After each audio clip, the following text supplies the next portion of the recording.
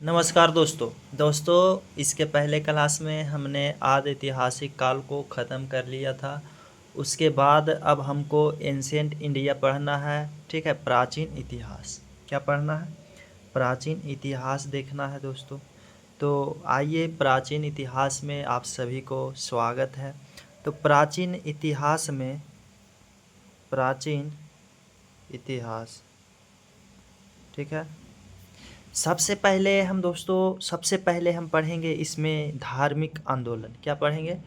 धार्मिक आंदोलन। धार्मिक आंदोलन।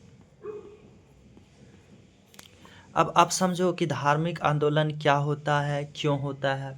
ये जो धार्मिक आंदोलन है, ये आप केवल एंशिएंट इंडिया में, प्राचीन इतिहास में ही नहीं पढ़ोगे। इसे आप धार्मिक आंदोलन को आप मध्यकालीन भारत में भी पढ़ोगे, जिसमें आप सूफी और संत को पढ़ोगे। आप धार्मिक आंदोलन को आधुनिक भारत में भी पढ़ोगे। तो क्यों बार बार क्यों ऐसा ऐसा धार्मिक आंदोलन आ रहा है बड़े स्तर पे? तो आप देखो, धार्मिक आंदोलन होता क्यों है, क्यों आता है?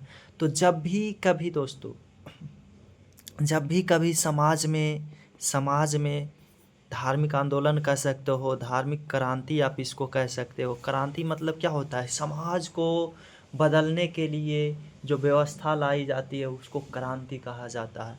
नए नए विचार लाया जाता है, उसे क्रांति कहा जाता है दोस्तों। पुराने विचारों को उखाड़ फेंकने के लिए नए विचार लाया जाता है, वो क्रांति होता है। तो आप देखो कि धार्मिक आंदोलन क्यों आ रहा है। धार्मिक मतलब धर्म से संबंधित आंदोलन। आप समझो कि धार्मिक आंदोलन, जब भी कभी समाज में रूढ़िवादिता रूढ़िवादिता बढ़ेगा। रूढ़िवादिता क्या है? तो रूढ़िवादिता है कि पुरानी परंपराओं को लेकर जीना, पुरानी परंपराओं को, नई नई तकनीक को स्वीकार नहीं करना, नई सोच को स्वीकार नहीं करना, नई कोई भी वैसी आइडिया है उसको न अपनाना, उसका विरोध करना। ये है रूढ़िवादिता, मतलब पुरानी परंपराओं को ही मानकर चलना। जैसे रूढ़िवादिता, आप समझो सती प्रथा क्या है? रूढ़िवादिता था। ठीक है, मतलब खराब है फिर भी चल ही रहा है, नई नई आइडिया नहीं लेना चाह रहा है। लोग विरोध करता था इसको ख़त्म करने के लिए, अगर बोला जाता था तो ये है रूढ़िवादिता। कोई भी वैसी समाज की कमजोरियां हैं फिर भी उसे समाज चला रहा है, वो रूढ़िवादिता हुआ। ठीक है, तो समाज में रूढ़िवादिता आएगा। ठीक है, ऐसे ऐसे मतलब कुरीतियाँ आएगा, तो उसको ख़त्म करने के लिए क्या होगा? धार्मिक आंदोलन होगा ही होगा। ठीक है, तो उसी प्रकार से आपको प्राचीन इतिहास में भी देखने को मिलेगा। फिर मध्यकालीन इतिहास में भी जब इसी प्रकार की समस्याएं आती है तो वहाँ भी धार्मिक आंदोलन होता है। फिर आप आधुनिक भारत में भी देखोगे कि क्या क्या वैसी आती है, तो उसको वहाँ देखेंगे। ठीक है, तो आइए आज देखते हैं धार्मिक क्रांति के कारण क्या है और कैसे कैसे ये हुआ। ठीक है, तो हमको क्या देखना है? तो धार्मिक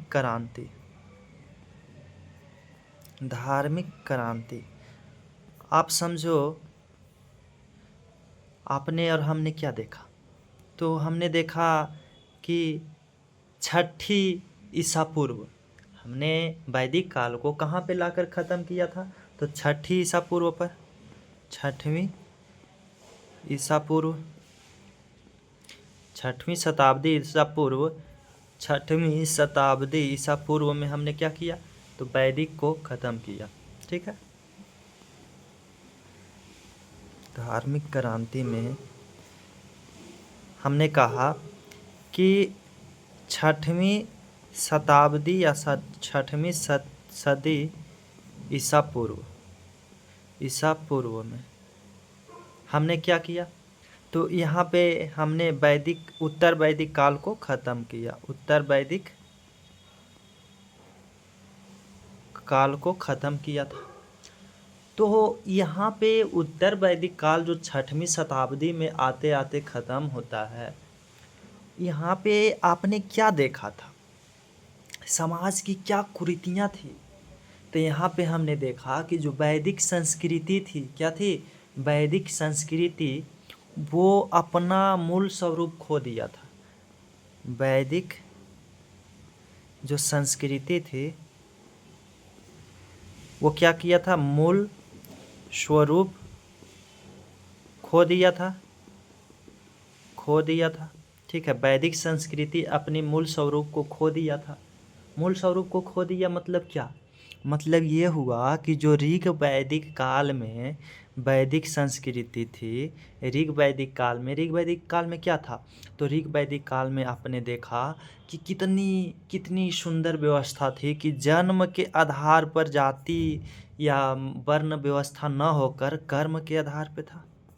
ठीक है, आप जैसे कर्म करोगे आपका वर्ण व्यवस्था वैसा ही जाएगा। ठीक है, उस वर्ण के आप लोग इंसान कहलाएंगे, व्यक्ति कहलाएंगे। ठीक है, तो ऐसा किस में था, ऋग वैदिक काल में। लेकिन जैसे ही हम उत्तर वैदिक काल में आए तो यहाँ पे उत्तर वैदिक काल में आपने क्या देखा, तो उत्तर वैदिक काल में कि ये जो वर्ण व्यवस्था है, वर्ण व्यवस्था, इसमें क्या आ गया, जटिलता आ गया। क्या आ गया, जटिलता या कठोरता आ गया। क्या आ गया, जटिलता या कठोरता उत्तर वैदिक काल में। तो आप कह रहे हो कि ये जो वैदिक काल का मूल स्वरूप खो रहा है ना, जटिलता आ गया, मतलब जन्म के आधार पर, जन्म के आधार पर आप ऊंच नीच में बात दिए हो।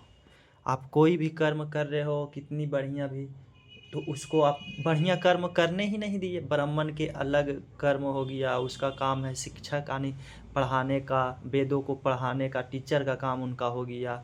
उनका काम हो गया कि यज्ञ कराने का, पूजा पाठ ये कराने का काम हो गया। सोचो आप बांट दिए हो।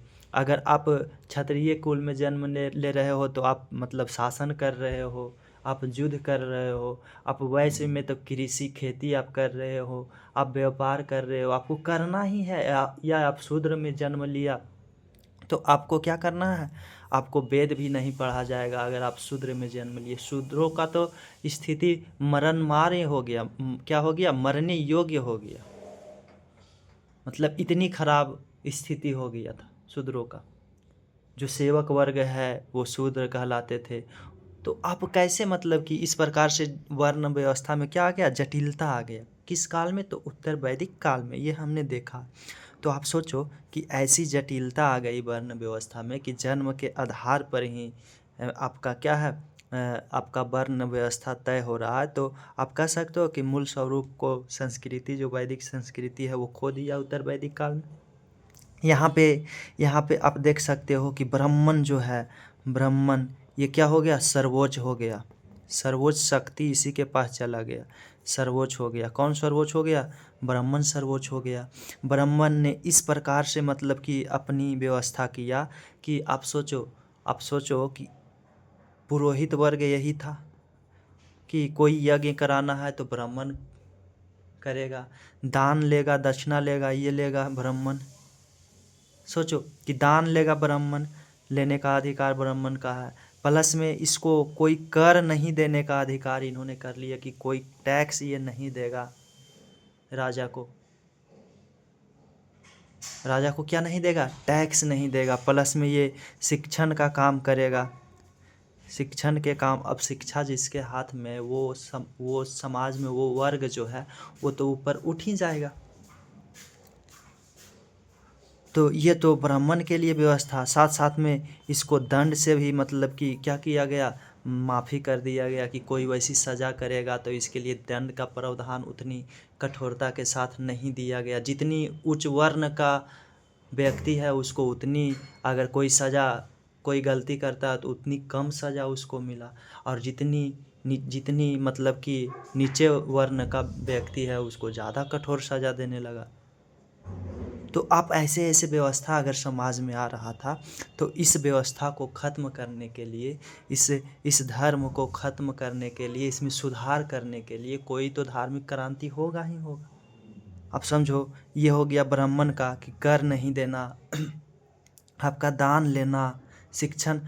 ऐसी स्थिति हो गया दोस्तों कि एक तो देखने को ऐसा मिला कि सोचो क्या मतलब की स्थिति हो गया था, ब्राह्मण कितना सर्वोच्च हो गया था कि लोग उत्तर वैदिक काल में लोग कर्म कांडों पर जो है, यज्ञ पर, कर्मकांड पर इतना भरोसा लोगों को हो गया कि एक व्यक्ति था, ठीक है, वो बड़ी ही सुंदर गाय खरीदा। गाय उसके घर में, मतलब बहुत ही सुंदर गाय था। तो उसके घर के बगल से एक ब्राह्मण गुजर रहा था। तो उसके घर के बगल से गुजरना हुआ एक ब्राह्मण का। तो ये गुजर रहा था, ब्राह्मण को पसंद आ गया गाय। अब ये ब्राह्मण है, इसकी स्थिति तो सर्वोच्च है ही समाज में, जो ये कहेगा लोग मानेगा। तो गुजर रहा था, तो इसने अब दिमाग लगाया कि कैसे गाय को लिया जाए। पैसा तो ये देगा नहीं, अब कैसे लिया जाए। तो इसने उसके एक दिन बाद होकर उसका घर गया और उससे बोला कि मुझे सपना आया रात में। सपना में हमने ये देखा कि तुम्हारा जो पिताजी हैं उनका आत्मा को शांति नहीं मिल रहा। आत्मा को क्या नहीं मिल रहा? शांति नहीं मिला। किसका घर गया? जिसके घर में गाय था। तो उसने पूछा कि बताइए आप प्रभु कि क्या करना होगा हमको उनके आत्मा के शांति हेतु। उन्होंने कहा कि जब तक उनके आत्मा को शांति नहीं होगा तब तक तुम्हारे घर में सुख सुविधा, ये समृद्धि, विकास नहीं हो देखने को मिलेगा। तो उनके पहले आत्मा को शांत। तो इन्होंने कहा कि ठीक है, बताओ आपकी क्या करना होगा हमको। लोग अंधविश्वास में जी रहा था ना। तो उसने कहा कि तुमको एक यज्ञ कराना होगा। क्या कराना होगा? तो यज्ञ कराना होगा। तो बोला ठीक है, करते हैं यज्ञ। कहा लेकिन एक शर्त है। क्या है? तो उस यज्ञ में जो तुम्हारा सबसे प्रिय वस्तु, हम या ब्राह्मण की जो सबसे प्रिय वस्तु होगा उसको देना होगा तुम्हें। तो बोला कि ठीक है, आप बोलो क्या देना पड़ेगा। तो बोला कि आपको गाय देना होगा अपना। अब क्या करे बेचारा, उसको देना है। बोला ठीक है, आप करा दो, कम से कम उनकी आत्मा को तो शांति मिलेगा। मतलब उनकी आत्मा पता नहीं क्या है ना है, लेकिन यहाँ के लोग जो है उसको अशांति कर जाएगा। सोचो। तो ऐसी मतलब कि कुरीतियाँ इस लेवल तक समाज में बढ़ गया था दोस्तों। तो इसको समाप्त करने के लिए क्या धार्मिक क्रांति नहीं होगा? इस धर्म को सुधार के लिए आप सोचो कि ब्राह्मणों का इतना बढ़ गया कि दान भी ये लेगा, कर नहीं देगा। शिक्षण के लिए इसी को, प्लस में कोई सज़ा, कोई कोई ये गलतियां करेगा उसको उतनी बड़ा सज़ा भी नहीं मिलेगा। साथ साथ में इसकी स्थिति तो ये रहा। और आपको ये जो है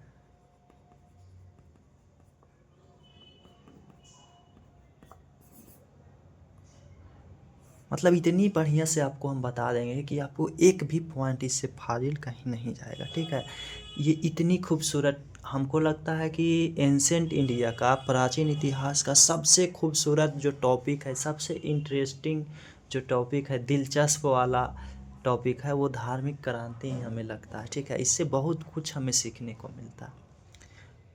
तो देखो आप कि इसमें जो है हमने देखा ब्राह्मण की स्थिति जो है सर्वोच्च हो गया।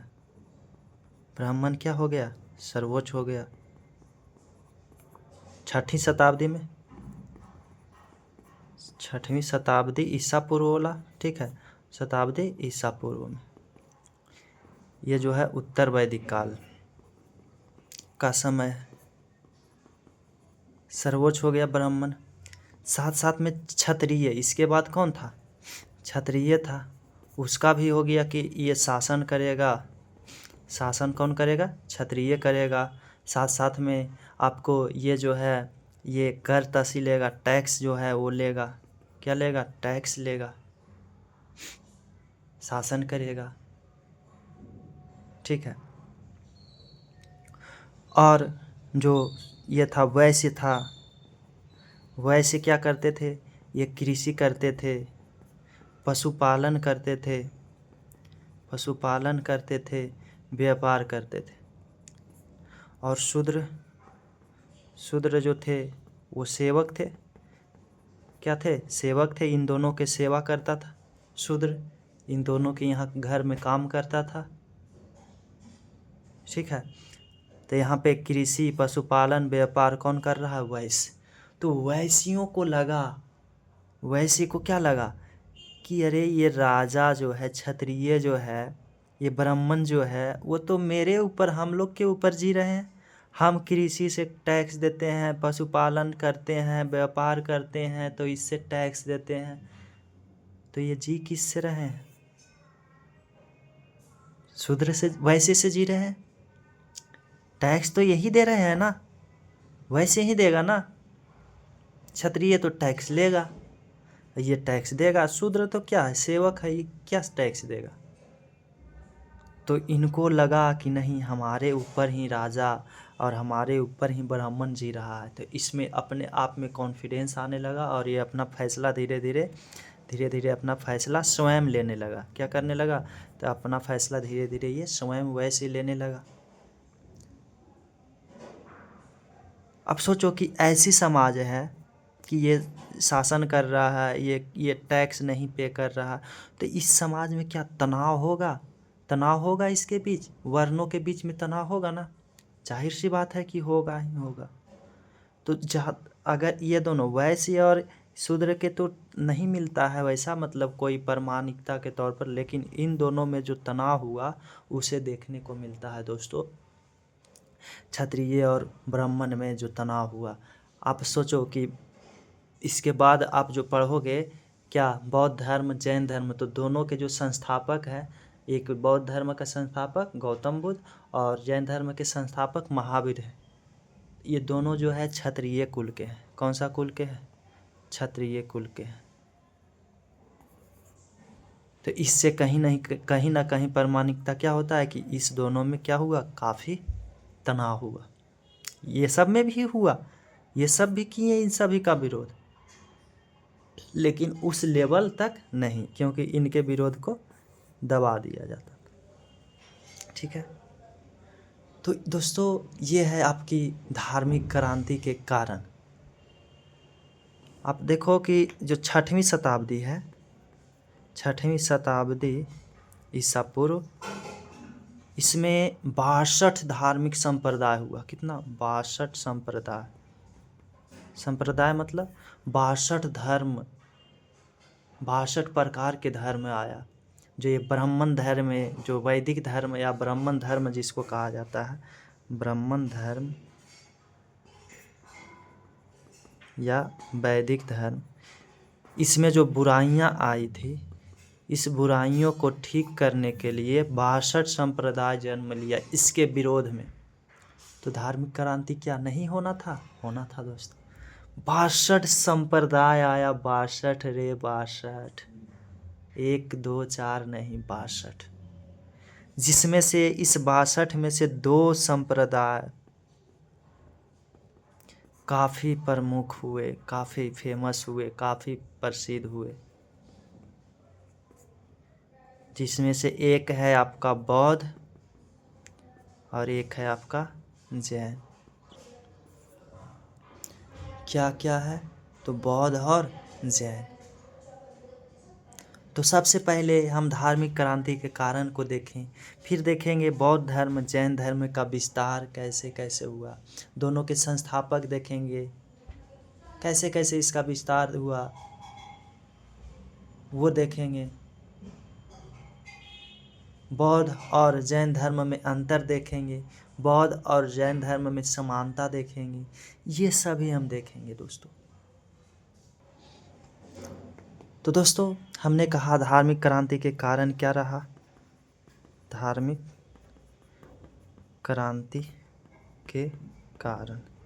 तो धार्मिक क्रांति के कारण में हमने कहा पहला कि ब्राह्मण धर्म में बुराइयां आ गया, या वैदिक धर्म जिसको कहते हैं, ब्राह्मण धर्म में काफ़ी क्या हो गया, तो आपका बुराइयां आ गया, काफ़ी बुराइयां आ गया। धर्म में जो है काफ़ी जटिलता आ गया। इन्होंने, ब्राह्मणों ने अपने आप को सर्वोच्च घोषित कर लिया। क्या कर लिया? सर्वोच्च घोषित कर लिया।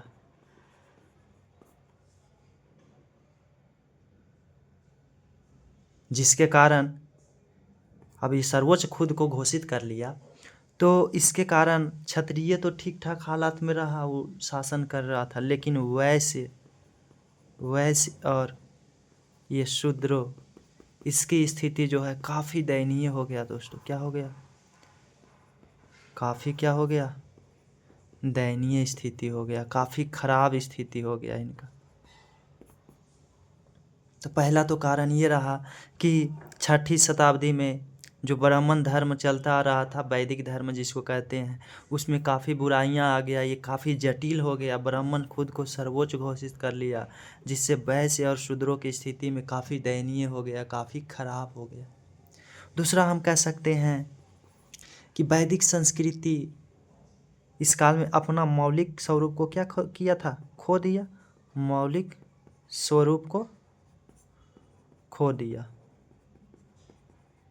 वैदिक संस्कृति खुद मौलिक स्वरूप उसकी कितनी शानदार था दोस्तों, कि एक ही घर में 2 से 3, 3 से 4 मतलब कि वर्ण हो सकता था, लेकिन अब जन्म के आधार पर हो गया। उतनी भेदभाव नहीं होता था ब्राह्मण में या वैश्य में, ये सब में। लेकिन अब क्या हुआ कि ये अपने क्या किया, खो दिया। क्या, मौलिक स्वरूप। तीसरा आप देख सकते हो कि जो धार्मिक क्रांति हुई ना, धार्मिक क्रांति ने समाज में महत्वपूर्ण भूमिका छोड़ी। समाज में महत्वपूर्ण भूमिका या महत्वपूर्ण योगदान दिया। क्या योगदान दिया? तो ये जो धार्मिक क्रांति हुआ, बौद्ध हो या जैन हो, ये दोनों ने क्या किया कि अहिंसा का संदेश दिया। क्या दिया? अहिंसा का संदेश। अहिंसा का संदेश मतलब हिंसा नहीं करना। इस समय दोस्तों 6ठी शताब्दी में पशु बलि भारी मात्रा में दिया जाता था, यानी बलि प्रथा। क्या था? बलि प्रथा काफ़ी मात्रा में बढ़ चढ़कर चल रहा था। इसमें जिस पशु से पूजा में दान किया जाता था उसको काट दिया जाता था दोस्तों। उस पशु का क्या, पशु बलि दिया जाता था। सोचो आप, पशु बलि, इतनी ज़्यादा पशु बलि देने लगा जिससे पशुधन में कमी आया। क्या आया? पशुधन में कमी। बहुत सारा यज्ञ होता था, पशु बलि दिया जाता था, उसका खाया जाता था दोस्तों। तो पशु बलि, जिससे पशुधन में कमी आया। पशुधन में कमी आया और 6ठी शताब्दी में दोस्तों आप एक और बात को ऐड कर लो रे, एक और बात, कि 6ठी शताब्दी में ईसा पूर्व में उत्तर वैदिक काल में लोहा दोस्तों, लोहा का खोज हो चुका था। इस समय तक जब लोहा का खोज हो चुका था तो पहले तो लोग जो रहते थे वो नदियों के किनारे बसते थे। बाढ़ आता था तो उससे जो ज़मीन बनता था, ये होता था, उसके किनारे लोग। लेकिन अब जो है काफ़ी मात्रा में जो उत्तर प्रदेश के पूर्वी उत्तर प्रदेश है, पूर्वी उत्तर प्रदेश बिहार वाला एरिया, प्लस में पूर्वी उत्तर प्रदेश और बिहार, इन सभी क्षेत्रों में जंगलों के भारी मात्रा में कटाई हुई। जंगलों को क्या किया गया? कटाई किया गया। जंगलों को कटाई किया गया। किससे? लोहा से। पहले दोस्तों जो औजार होता था, तांबा और पत्थरों का औजार होता था, तो वो टूट जाता था। तो ये तांबा ये सब मुलायम होता है, लोहा काफ़ी क्या होता है, जटिल होता है। तो जटिलता के कारण जंगलों को सफाई करने में काफ़ी योगदान दिया। और जंगलों को जब काटा गया तो हल में जो लगी फाल होता है, हल में लगी फाल, ये फाल लोहा के होने के कारण ज़्यादा मिट्टी का खुदाई हुआ। मिट्टी का क्या हुआ? ज़्यादा खुदाई हुआ। मिट्टी का क्या हुआ? तो हम कह सकते हैं ना दोस्तों कि ये जो धार्मिक क्रांति हुई है, ये इस कारण से भी हुई है कि 6ठी शताब्दी ईसा पूर्व में आप क्या देखते हो कि जो लोहा है, ये लोहा का प्रचलन काफ़ी ज़्यादा हो चुका था। इससे जंगलों को साफ़ किया गया और लोगों का बहुत काफ़ी क्या हुआ, यहाँ पे काफ़ी मात्रा में व्यापक विस्तार हुआ दोस्तों। लोग बसने लगे, बस्ती बनाए, ये यहाँ पे खेती करने लगे, कृषि दोस्तों, कृषि होने लगे। जो जंगलों को साफ़ किया। अब कृषि के लिए दोस्तों जो खेती था, ज़मीन था, उसको जुताई करना भी तो ज़रूरी है। ये जुताई करने के लिए पशु चाहिए ना, अरे पशु चाहिए। तो ये पशु बलि जो दिया जा रहा था दोस्तों, पशु बलि, ये पशु बलि पर क्या रोक के लिए लोग विरोध करेगा कि इस पर रोक लगना चाहिए। तो वैसे धर्म जो इस पर रोक का संदेश देता हो, उस धर्म को सपोर्ट करेगा ये लोग। कौन लोग? तो जो व्यापारी लोग थे, वैसे लोग थे। तो वैसे जो कि व्यापार करते थे, साथ साथ में कृषि करते थे, खेती दोस्तों। तो ये सब लोगों ने बौद्ध और जैन धर्म को क्या दिया? समर्थन दिया रे, समर्थन। तो पशु बलि पर रोक लगाने का संदेश दिया गया। कुछ हद तो तब हो गया दोस्तों जब पशु बलि दिया जाने लगा, तो इसके बौद्ध और जैन धर्म के जो अनुयायी थे, जो मानते थे, इसके फॉलोवर थे, उन्होंने जो पशु बलि देता था उसको, उसका राजा जो था, कोई जैसे राजा भी मानता था इसके धर्म को, वो राजा जो भी पशु बलि दिया उसको फांसी पर लटका देता था। ऐसा दोस्तों इस धर्म ने मतलब कि चेंजिंग लाया। ऐसे ही नहीं, धार्मिक क्रांति कहा गया। तो आप समझ पा रहे हो कि धार्मिक क्रांति क्यों हुआ? कि ब्राह्मण धर्म में काफ़ी क्या आ गया था? बुराइयां आ गया था रे, बुराइयां। उस बुराइयां को, उसमें जो जटिलता आ गया था, कठोरता आ गया था, ब्राह्मण खुद को सर्वोच्च सिद्ध कर लिया था, उसको नष्ट करने के लिए, एक समाज में समानता स्थापित करने के लिए धार्मिक क्रांति हुआ। इस धार्मिक क्रांति को विस्तार का कारण क्या हो सकता है? कि विस्तार के कारण इसने अहिंसा पर, बौद्ध और जैन धर्म ने अहिंसा पर जोर दिया। अहिंसा से पशु बलि पर रोक लगा, जो कि कृषि के लिए पशुधन होना जरूरी था। पशु बलि के कारण पशुधन में कमी आ रही थी लगातार, जिससे कृषि में बाधा आ रही थी रे, बाधा।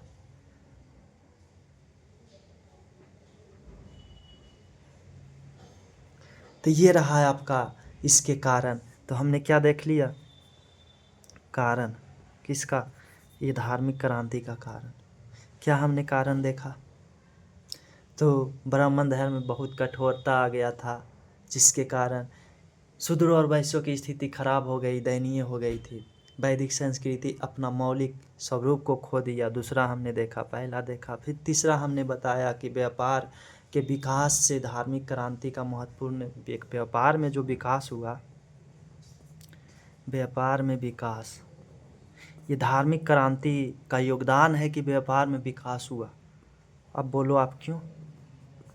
धार्मिक क्रांति ने ऐसा क्या तीर मार दिया कि व्यापार में विकास होने लगा? तो धार्मिक क्रांति का योगदान किस में रहा? व्यापार में विकास। क्यों? तो आप समझो, तीसरा कारण हम बता रहे हैं कि व्यापार में विकास, अरे इसने अहिंसा पे दिया बल। किस पे दिया? अहिंसा पे। धार्मिक क्रांति ने, जब अहिंसा होगा तो युद्ध नहीं होगा, युद्ध पर कमी आएगा, युद्ध पर रोक लगेगा। तो युद्ध नहीं होगा तो शांति स्थापित होगा, तो लोग व्यापार पे ध्यान देगा, व्यापारियों को एक जगह से दूसरे जगह जाने में सुविधा प्रदान किया जाएगा। तो इससे क्या होगा? व्यापार में विकास होगा।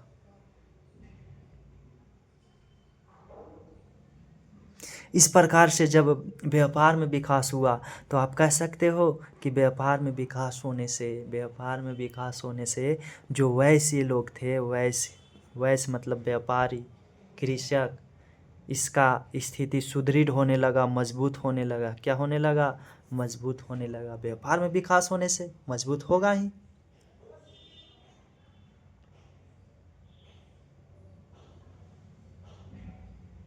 तो साथ साथ में इसमें और क्या हुआ कि पशु बलि पर रोक लगाया गया, अहिंसा का संदेश दिया गया बुद्ध और महावीर के द्वारा।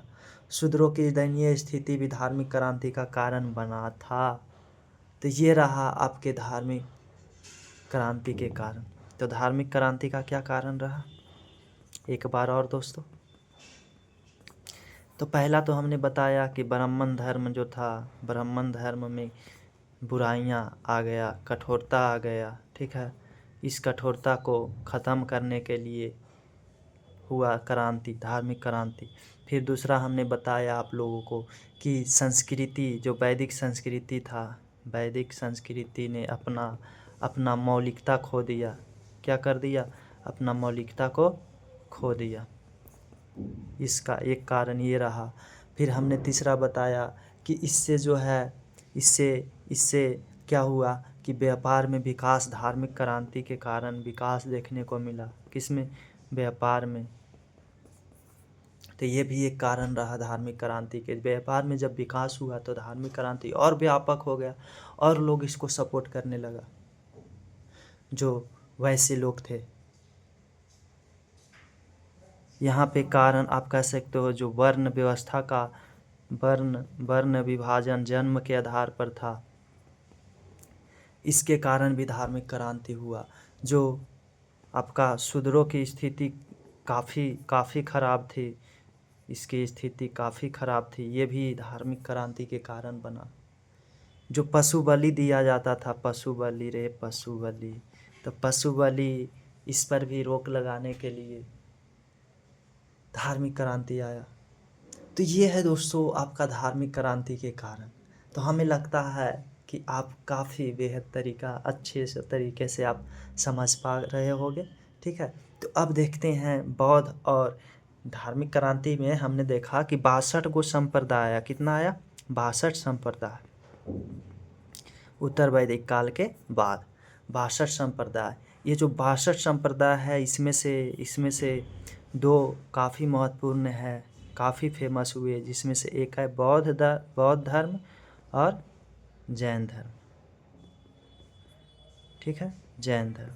अब देखेंगे हम बारी बारी से, पहले बौद्ध धर्म देखेंगे, उसके बाद देखेंगे जैन धर्म। ठीक है दोस्तों, तो उसके पहले तो बौद्ध और जैन धर्म के प्रसिद्धि जो हुआ, प्रसिद्धि या सफलता के कारण क्या रहा?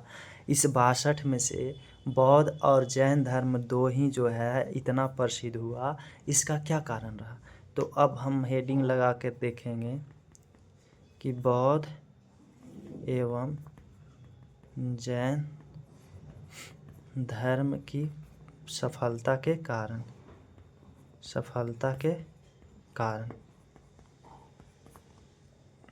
तो इसमें पहला तो आप समझो कि इसके जो संस्थापक बौद्ध और जैन धर्म के थे वो कौन थे? तो बौद्ध धर्म के थे आपका बुद्ध, और जैन धर्म के कौन थे? तो महावीर। ये दोनों दोस्तों काफ़ी आकर्षक व्यक्ति थे, काफ़ी आकर्षक व्यक्तित्व के स्वामी थे या धनी थे। ठीक है, तो काफ़ी आकर्षक व्यक्तित्व थे, मतलब किसी को अपने से जोड़ लेता था।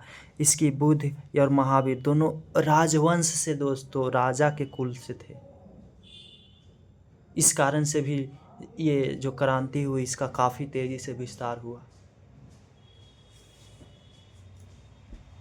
ये बुद्ध का अगर आप देखो तो ये 6 फीट से ज़्यादा इनका हाइट था। काफ़ी ये सुंदर और आकर्षक थे, लोगों को मतलब अपने उपासना जो ये करते थे, और ध्यान, आप ध्यान भी कर सकते हो। उपासना और ध्यान से जो सिद्धि इन्होंने प्राप्त किया था, ज्ञान इन्होंने प्राप्त किया था, उससे लोगों को आकर्षक कर लेते थे, अट्रैक्ट कर लेते थे, अपनी ओर खींच लेते थे। तो लोगों को क्या कर लेते थे? आकर्षित कर लेते थे, अपने से जोड़ लेते थे। जो इन्होंने उपासना और ध्यान से जो सिद्धि प्राप्त किया था उसके माध्यम से दोस्तों। तो ये राजवंश के थे बुद्ध और महावीर। ये जो दोनों थे बुद्ध और महावीर, देखो क्यों ये धर्म में इतना ज़्यादा विस्तार हुआ, इतनी सफलता इसको हुई।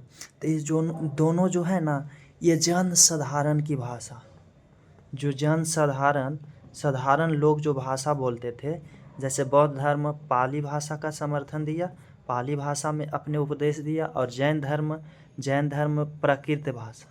उस समय ये 2 भाषा लोग साधारण लोग भी बोलते थे। लेकिन ब्राह्मण धर्म में कैसा भाषा है? संस्कृत। अब सोचो संस्कृत कितनी टफ भाषा है। आज हम संस्कृत में क्या जानते हैं? ओम भूर्भुवः स्वः ये एक जानते हैं, और स्वाहा 2-4 ऐसे जानते हैं। और क्या जानते हैं हम लोग संस्कृत में? ठीक है ना, तो इतना जानते हैं अगर हम संस्कृत में केवल, तो सोचो कि उस समय के जो आम लोग होते होंगे, हम लोग जैसा लोग, उन सब के लिए संस्कृत कितनी टफ, और जो संस्कृत बोलता होगा लगता होगा कितनी मतलब कि ये बुद्धिमान व्यक्ति है।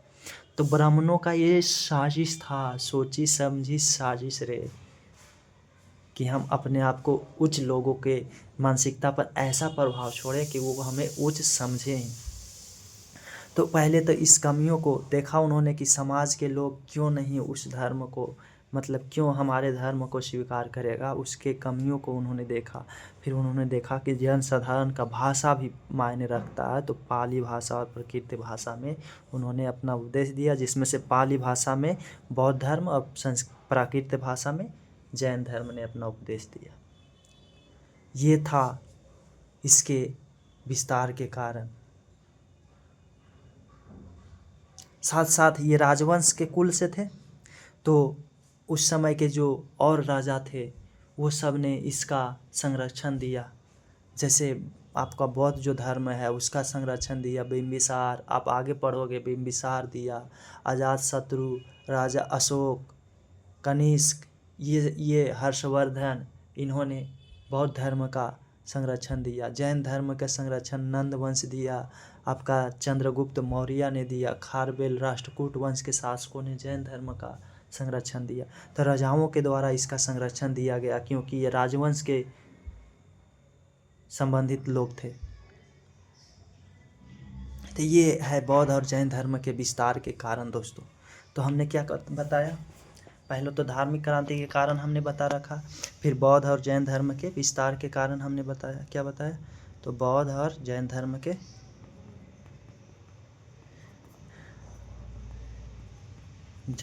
के विस्तार के कारण।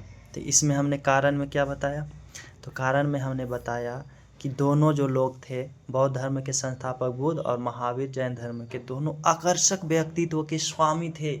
मतलब आकर्षक व्यक्तित्व से धनी थे। कुछ लोग वैसे होते हैं जो लगता है अपने आकर्षक से, अपने वाणी से खींच लेते हैं हमें, और हम खिंचा हुआ चले जाते हैं उसके। सुंदर भी ये लोग काफ़ी दोनों सुंदर थे दोस्तों। बुद्ध तो इतना सुंदर थे कि क्या ही बताएं। राजवंश परिवार से थे, 6 फीट उनका हाइट से भी ज़्यादा। तो आकर्षक व्यक्तित्व के स्वामी थे दोनों। साथ साथ में ये अपना उपदेश जो देता था वो जन साधारण भाषा में देता था। इन्होंने ध्यान से इन्होंने ऐसा सिद्धि अर्जित किया, ऐसा सिद्धि प्राप्त किया कि लोगों को अपनी ओर खींच लेता था। ये बौद्ध और जैन धर्म जो थे दोनों राज परिवारों से संबंधित थे। ये कारण भी एक रहा कि राजाओं ने इसको संरक्षण दिया, आम लोग जुटने लगे। सोचो, राजवंश के परिवार से है फिर भी आम लोगों के प्रॉब्लम को रखता है, तो आम लोग क्यों नहीं जुटेगा इससे। विभिन्न राजाओं ने इसको संरक्षण दिया। इन्होंने वर्ण व्यवस्था का विरोध किया, पशु बलि का विरोध किया। पशु बलि का विरोध करेगा तो सोचो वैसे लोग क्यों नहीं जुटेगा, क्योंकि वह पशु बलि के अगर विरोध करेगा दोस्तों, पशु बलि, तो इससे क्या होगा, कृषि में विस्तार होगा, कृषि में विकास होगा, कृषि में विकास होगा तो व्यापार में विकास होगा, व्यापार में क्या होगा, विकास होगा। तो क्या वैसे लोग जुड़ेगा, इनसे जुड़ेगा, वैसे लोग का सपोर्ट होगा, इनको होगा, भारी मात्रा में होगा। साथ साथ में इन्होंने अहिंसा का संदेश दिया। क्या दिया, अहिंसा का संदेश दिया। अहिंसा का संदेश दिया जिससे युद्ध वगैरह नहीं होगा, पशु बलि नहीं होगा। तो आप सोचो व्यापार में वृद्धि होगा, वैसे लोग जुटेगा। इन्होंने वर्ण व्यवस्था पर विरोध किया कि वर्ण व्यवस्था ऐसा नहीं होनी चाहिए। क्या आम लोग इससे जुटेगा, शूद्र लोग भी जुटेगा। जिसमें से बौद्ध धर्म ने वर्ण व्यवस्था का काफ़ी विरोध किया, लेकिन जैन धर्म में मौन रहा। जैन धर्म में क्या रहा, उनको माना भी नहीं। लेकिन जैन धर्म में ऐसा एनसीईआरटी लिखता है दोस्तों कि जैन धर्म के जो अनुयायी थे, ये आपका महावीर स्वामी, उन्होंने कहा कि मतलब वर्ण व्यवस्था को उतनी बारीकी से उन्होंने नहीं विरोध किया, इसलिए उनके जो धर्म थे उनसे कम लोग जुड़े थे। क्या थे, कम ही लोग जुड़ पाए। ठीक है, उसको हम जब जैन धर्म बताएंगे तब देखेंगे कि इन्होंने एक मतलब संघ बनाया जैन धर्म के प्रचार के लिए, जिसमें महिला और पुरुष दोनों मिलाकर 14,000 मतलब कि अनुयायी जुड़े, जो कि कम है। कितना है, कम ही है। ठीक है, इसलिए नहीं जुड़ पाया कि इन्होंने वर्ण व्यवस्था को उतनी मतलब अच्छी तरीक़ा से विरोध नहीं किया। इन्होंने कहा कि हम किस वर्ण में जन्म लेते हैं ये तय होता है हमारे पूर्व जन्म से। किससे? पूर्व जन्म से। पूर्व जन्म में हम कैसे मतलब कि हमने जो किया है काम, उसके आधार पर अगर अच्छे काम किए हैं तो अच्छे कुल में जन्म होगा, नहीं तो नीच कुल में। तो ये एक प्रकार से आप कह सकते हो जैन धर्म ने विरोध नहीं किया उतना वर्ण व्यवस्था का, जिससे लोग इससे उतना व्यापक मात्रा में नहीं जुड़ पाया जितना बौद्ध धर्म से जुड़ पाया। बौद्ध धर्म ने पुनर्जन्म ये सब बातों पर उतना चर्चा ही नहीं किया दोस्तों। बौद्ध धर्म जो बुद्ध हैं, बौद्ध धर्म आप लिख लेना चाहो तो, ये बौद्ध धर्म जो है तत्व मीमांसी, तत्व क्या? मीमांसी, तत्व मीमांसी, तत्व मीमांसी जो मुद्दा था, इन मुद्दों पर तत्व मीमांसी मुद्दा मतलब होता है आत्मा, आत्मा है कि नहीं है, आपका होता है ईश्वर, आपका होता है मोक्ष। इस सारी मुद्दों पर बौद्ध धर्म मतलब बुद्ध ने इस सब मुद्दों पे उतना मतलब कि मौन रहे। इन्होंने कुछ वैसा विचार अपना नहीं रखा इन मुद्दों पर। आप इनको ये बात को एक कहानी से अगर हम कोशिश करते हैं समझाने का, एक दिन की बात है, ऐसे बुद्ध जो थे वो मतलब क्या करते थे कि घूम घूम कर आज दोस्तों आज हम केवल भूमिका ही देख पा रहे हैं, आज शायद ज़्यादा नहीं जा पाएंगे क्योंकि क्लास लंबा हो जाएगा। तो ये डेली दिनचर्या में इन्होंने घूम घूम कर लोगों को उपदेश देता था, लोगों को अंधकार से दूर करता था, ठीक है। कौन? बुद्ध। लेकिन एक दिन इन्होंने अपना आश्रम में ही रहा, ठीक है। तो जब आश्रम में ही ये थे तो इनसे 3 लोग मिलने आया। कितना लोग? 3 लोग मिलने आया। अच्छा, इनका जो बुद्ध जो है, बुद्ध के जो प्रिय शिष्य हैं, एक आपका आनंद है और एक उपाली है, ठीक है। आनंद और उपाली। तो आनंद भी थे उस समय आश्रम में। तो ये जो बुद्ध जो थे, इन्होंने इनसे 3 लोग मिलने आए। एक सवेर में आया, मतलब सुबह में पहला व्यक्ति आया। तो हमने क्या कहा कि इन्होंने आत्मा, ईश्वर, मोक्ष ये सब नहीं मतलब इन पर मौन रहे। सुबह में आया और उसने कहा कि बुद्ध आप सही बोल रहे हो कि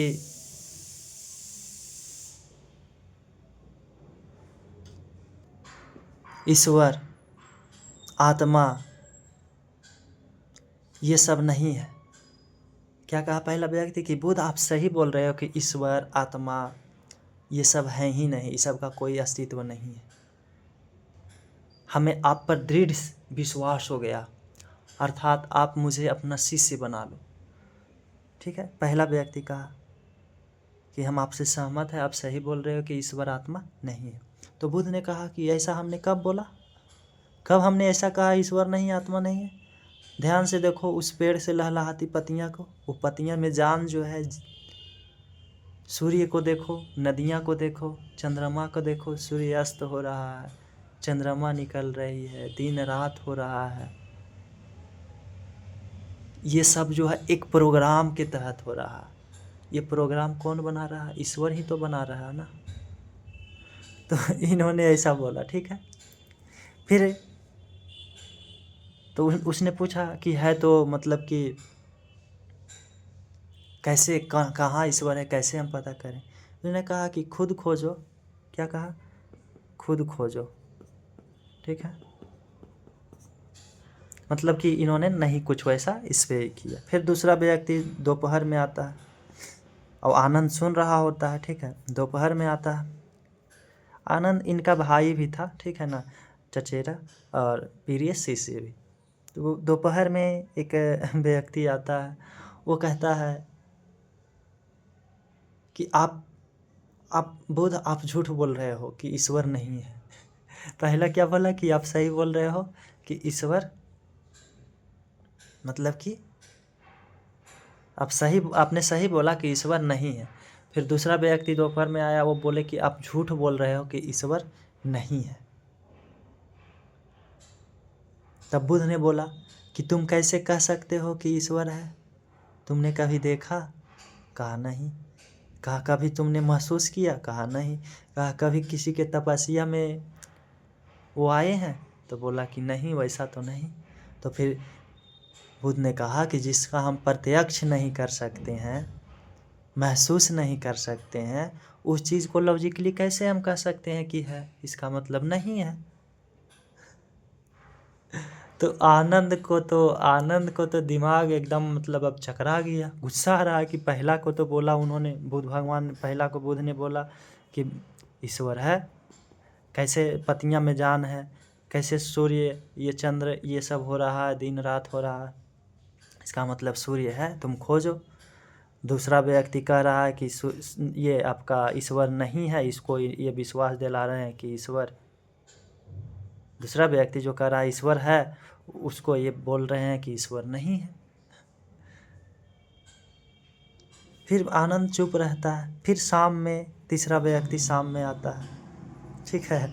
शाम, ये ऐसे ही एक कहानी है दोस्तों, ये मतलब कि कहानी, ये सच्चाई है, ठीक है ना, कि उन्होंने तत्वमीमांसी मुद्दा पर आत्मा ईश्वर ये सब पे उतना मौन रहा, ठीक है, नहीं कुछ बोले।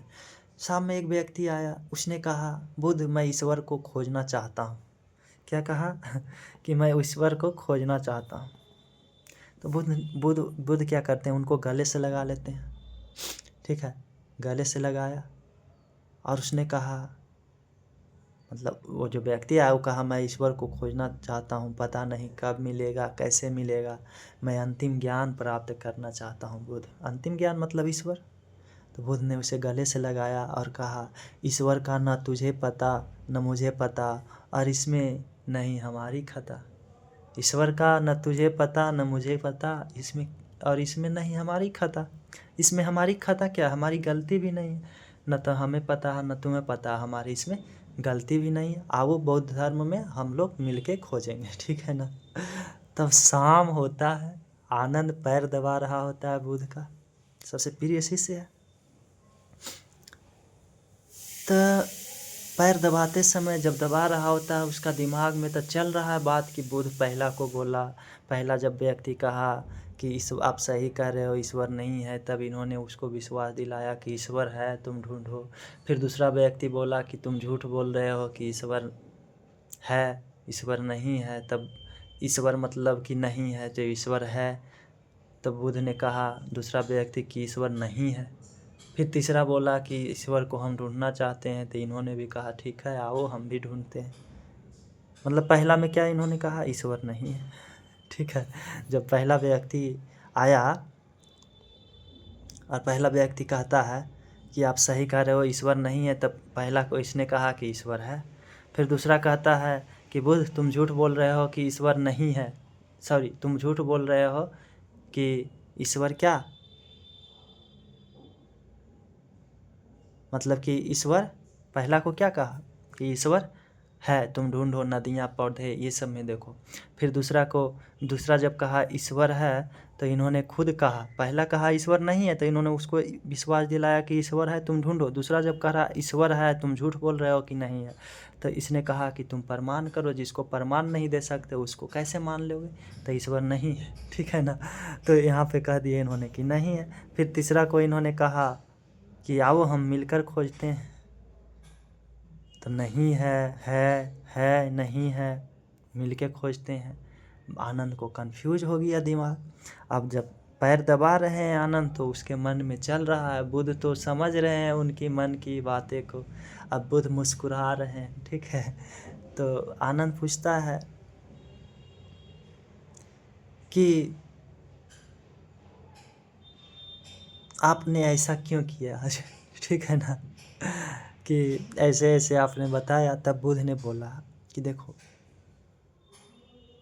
इन तीनों को हमने जो विश्वास हो गया था, उसको तीनों को हमने संदेश में डाला। अगर नहीं डालता संदेह में नहीं डालते, हम कंफ्यूजिंग नहीं करते, तो ये सब अब अस्थिर से मान लेते। लेकिन नहीं, जीवन में रुकना नहीं है, कोई भी चीज़ को ऐसे मानना भी नहीं है। हम कह देते कि हाँ ठीक है ईश्वर है, तो वो मान लेते। नहीं, ईश्वर को कोई नहीं तुम्हें बता सकता, इसे खुद तुम्हें महसूस करना है, खुद तुम महसूस कर सकते हो। आप मौन रह कर, मौन प्रार्थना से ईश्वर पाया जा सकता है। कहता है कि ईश्वर मतलब आपकी बातों में, आपकी जो प्रार्थना है उसमें शब्द कम है तो वो बात ईश्वर तक ज़्यादा पहुंच सकता है, क्योंकि शब्द का भार उसमें नहीं है। शब्द का भार है तो वो शायद भारी हो गया, अब नहीं जा पाएगा, लेकिन मौन से रूप से आप प्रार्थना कर रहे हो ना, तब ईश्वर तक वो बात जा सकता है। न कि कर्म कांड और आडंबरों से, ये पशु बलि या फिर यज्ञ वगैरह ये सब से ईश्वर नहीं पाया जा। ये आपको मौन रहना होगा, मौन रह कर ईश्वर को आप महसूस कर सकते हो। तो बुद्ध ने कहा कि हम इसलिए उसको संदेह में डाला कि खुद तुम खोजो। इससे उन्होंने एक सिद्धांत यहाँ पर दिया कि अपे दीपो भव, अपे दीपो भव, मतलब अपना दीप खुद बनो। ठीक है, तो उन्होंने कहा अपे दीपो भव, कि जैसे हमने बताया ना कि छेना है, इसका स्वाद दूसरा कोई कैसे बता सकता है कि मुलायम सा था, मीठा सा लग रहा था, इसमें जो ये लसलसा था, ये कैसे बता सकता है जब तक तुम खुद नहीं मतलब इसका महसूस करोगे। तो ऐसे ईश्वर के बारे में वो मतलब की बातें कहा कि आप खुद अपे दीपो भव, आप अपना दीप खुद बनो और खुद ढूंढो। ठीक है, तो ये मतलब कि तत्वमीमांसी मुद्दा पर मौन रहे। ठीक है, तो इस कारण से भी आप कह सकते हो कि बौद्ध धर्म का विस्तार इतना ज़्यादा हुआ। इन्होंने वर्ण व्यवस्था पर काफ़ी विरोध किया, इन्होंने अहिंसा का मतलब कि समर्थन किया, हिंसा का समर्थन नहीं किया। ठीक है, तो ये था दोस्तों। अब हम इसके बाद देखेंगे दोस्तों बौद्ध धर्म। क्या देखेंगे? बौद्ध धर्म। तो आज के लिए इतना ही, अब देखेंगे अगले क्लास में बौद्ध धर्म। ठीक है, तो ये हमने धार्मिक क्रांति के उदय के कारण बताया। क्या बताया? धार्मिक क्रांति के उदय के कारण। ठीक है ना, क्या क्या कारण रहा कि धार्मिक क्रांति का उदय हुआ। ठीक है, तो इसमें हमने बता दिया अच्छा तरीक़ा से कि क्या कारण रहा। फिर हमने बताया कि जैन और बौद्ध धर्म, बौद्ध और जैन धर्म इतना प्रसिद्ध क्यों हुआ, इतना फेमस क्यों हुआ, इसका कारण हमने बताया। अब अगले क्लास में हम बौद्ध धर्म को स्टार्ट करेंगे दोस्तों। क्या करेंगे? बौद्ध धर्म को शुरू करेंगे। तो थैंक यू दोस्तों, जय हिंद।